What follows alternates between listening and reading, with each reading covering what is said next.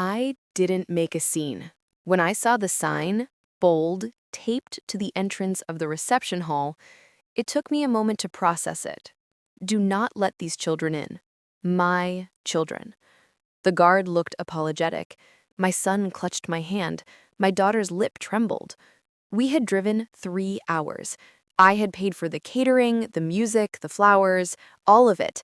Every detail of that wedding bore my signature. And still, they decided my children weren't fit to walk in. I told the guard calmly, "That's all right, we won't be attending." Then I took my kids' hands and walked away. The air outside was cold, biting. My son asked if Aunt Lily was mad at them. I said, "No, she just forgot who helped her." Lily wasn't always cruel. When Mom died, I took her in. She was 16, I was 25 with 2 toddlers and a mortgage. I became her guardian, her everything. She used to call me her real mom. I worked extra shifts to put her through college, paid for her first car, helped her build the life she wanted. When she got engaged to Daniel, a decent man from a respectable family, she cried in my kitchen, hugging me, saying, "You made this possible." I believed her. So when she asked for help planning her wedding, I didn't hesitate. I wrote checks, made calls, and smiled through exhaustion. She never mentioned banning my kids. Not once. The betrayal didn't hit all at once. It seeped in like poison. At first, I thought it was a misunderstanding. Then I saw her text to the wedding planner. "Make sure no children attend, especially hers. They'll ruin the aesthetic."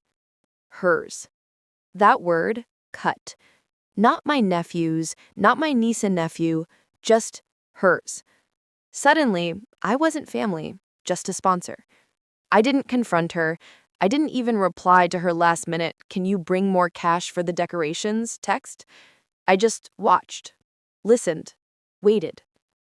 2 hours after we left the venue, I was making coffee when my phone rang. Unknown number. I answered. "Is this Mrs. Hale?" A stern male voice. "Yes, this is Richard, Daniel's father." His tone was cold steel. "I just wanted you to know the wedding is off." I said nothing. He continued. "They crossed a line. My son saw what they did to you, to your kids. He said he couldn't marry someone who could humiliate the person who raised her."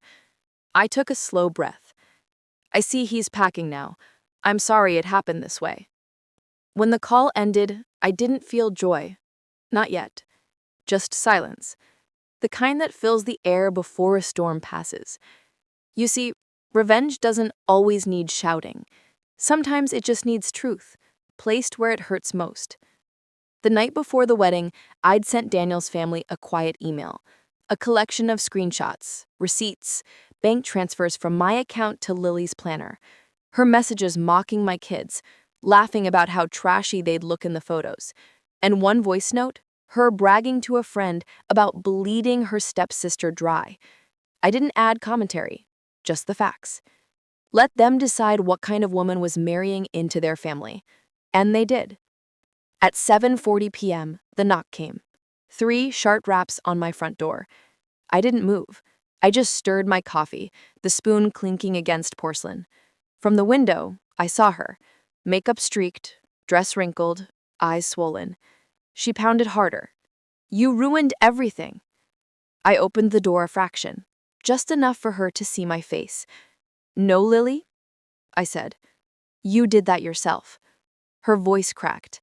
"He left me. His parents, they said I'm disgusting." I didn't answer. I just looked at her long enough for the silence to break her. Then she whispered, "Please, I have nowhere to go." My hand tightened on the door. I thought of her at 16, hungry, scared. The girl I fed, clothed, loved. But that girl had died somewhere along the way, replaced by someone who could humiliate a child for aesthetic. "You should have thought of that," I said, "before you taught my kids what cruelty looks like."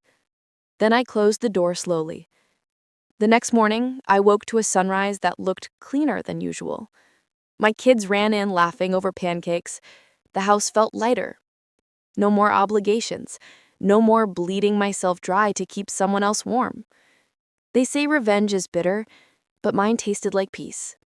And as I watched the steam rise from my cup, I thought, sometimes silence is the loudest punishment.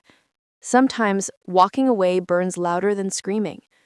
Lily learned that the hard way. And me, I learned that not every family is meant to be saved.